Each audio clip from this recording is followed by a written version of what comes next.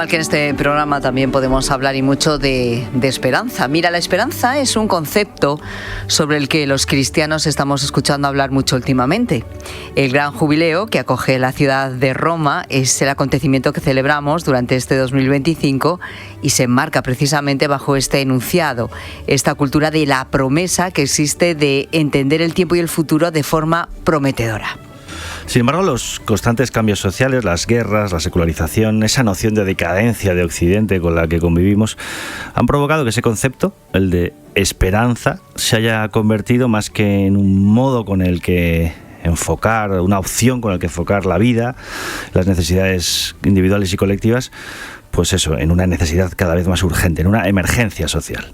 La esperanza, emergencia social, ese es precisamente el título que da nombre al congreso que tendrá lugar este fin de semana entre el 23 y el 25 de mayo en la ciudad aragonesa de Teruel y que organiza precisamente la diócesis de Teruel-Albarracín. Maravilloso pueblo, por cierto. Un evento que pretende convertirse en un espacio de reflexión para analizar por qué nuestra sociedad se muestra como una comunidad que no responde a la esperanza, a la alegría que trae consigo ese concepto. O si por el contrario, a un grupo desesperanzado en diferentes aspectos y ámbitos imprescindibles para su evolución se le puede devolver la esperanza. Rafael Monter de Ferrando es doctor en filosofía, nos acompaña ya en este estudio de Mediodía COPE y va a participar en una de las mesas redondas del Congreso de la capital turolense. Ese congreso titulado La Esperanza, Emergencia Social. Buenas tardes, Rafael, bienvenido a Mediodía COPE. Muy buenas tardes, encantado de estar aquí. Rafael, vamos a empezar, si te parece, por esa sensación de desesperanza, quizá que cunde, por diferentes motivos, materiales y espirituales, podríamos decir, en nuestra sociedad, como si hubiera una pandemia de desesperanza. Si es así, si ese es tu diagnóstico, ¿a qué crees que se debe? A ver, es una respuesta difícil es una pregunta difícil de responder, pero yo creo que se debe a las grandes promesas que hemos tenido en las ideologías de la modernidad y la posmodernidad, que pretendían precisamente sustituir la esperanza cristiana o convertirla en un proyecto secularizado, ¿no? O una idea secular. Esa es la cuestión. ¿Por qué han fracasado? Pues porque precisamente creo que han quitado la eternidad o a Dios del horizonte, y donde Dios no está, todo sigue como antes, como decía Ratzinger. Sí, sin esperanza. Además, sin esperanza, las posibilidades de un futuro mejor pues desaparecen. Los jóvenes y los niños, además, sorprendentemente, son algunos de los grupos sociales que se están caracterizando precisamente por esa falta de alegría, por esa falta de ilusión. ¿Por qué? ¿Cómo es esto así? A ver, yo creo que se debe principalmente a la carencia de amor. Es decir, el fundamento de la esperanza cristiana es el amor de Dios, ¿no? Como decía San Pablo. ¿Quién nos podrá arrebatar el amor de Dios, no?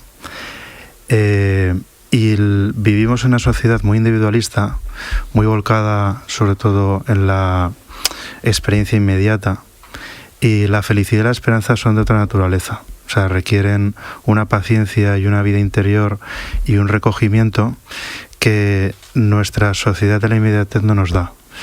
Y eso es lo que hace que también descuidemos las relaciones con los niños y con los jóvenes, ¿no?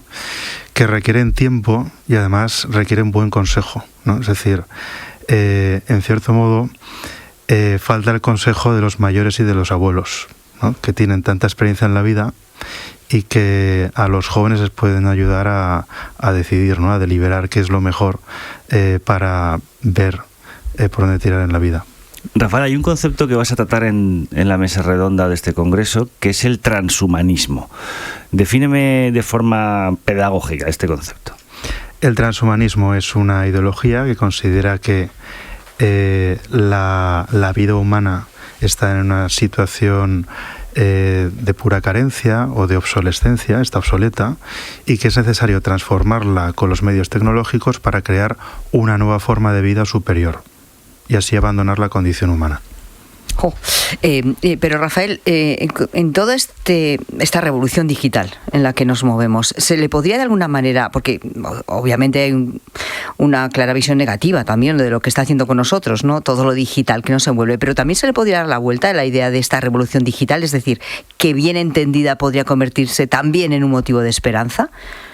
Todo depende de los fines. Si uno usa la tecnología para controlar y dominar al ser humano, evidentemente la experiencia va a ser negativa. Si uno usa la tecnología para favorecer la vida humana, teniendo en cuenta que la vida humana es la medida de la tecnología, es decir, hay que hacerla a la medida del hombre y no el hombre a la medida de la tecnología, que es lo que aboga el transhumanismo. Yo creo que partiendo de un presupuesto de cuidado de la vida humana, la tecnología puede ser buena. El problema es cuando quieres someter la vida humana a la aceleración tecnológica. En ese contexto es cuando la vida enferma. Y entonces se vuelve en cierto modo obsoleta, pero a fin de cuentas es perder de vista el horizonte, y es que la medida debe ser la persona. Uh-huh. Hay un concepto que puso en circulación el sociólogo Max Weber a principios del siglo XX, que es el de desencantamiento del mundo, que es equivalente quizá al proceso de secularización. El desencantamiento del mundo, es decir, la pérdida, digamos, del papel de la fe en la sociedad occidental, ¿es inseparable de la pérdida de la esperanza? En parte sí, en parte no. Por un lado, se puede decir que como reacción a la cultura cristiana sí que se debe a eso, pero aparte también se debe a la pérdida de la visión trascendente del ser humano.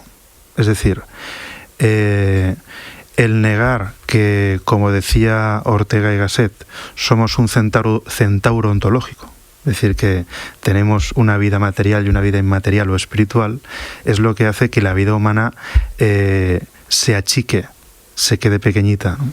Y entonces, al no poder vivir esa interioridad que nos caracteriza, es decir, esa vida del corazón, esa vida que, como dice el cristianismo, permite vivir en Dios mismo, ¿no? Es lo que al final nos hace vivir un materialismo que nos empobrece y nos llena de desesperanza. Claro. Bueno, esta charla es solamente un breve apunte de todo lo que podemos encontrar en este congreso. Estoy convencida, Rafael, que mucha gente que te está escuchando dice, pues a mí me gustaría asistir. Pues es importante que sepan que hoy, 20 de mayo, es el último día que tienes para inscribirte en www.congresodelaesperanza.es, www.congresodelaesperanza.es. Yo creo que animamos desde luego a todo el mundo a que lo haga, porque van a encontrar desde luego ponencias y recursos muy interesantes para esta vida y para recuperar esa esperanza. Rafael Monterde Ferrando, gracias. Gracias a vosotros.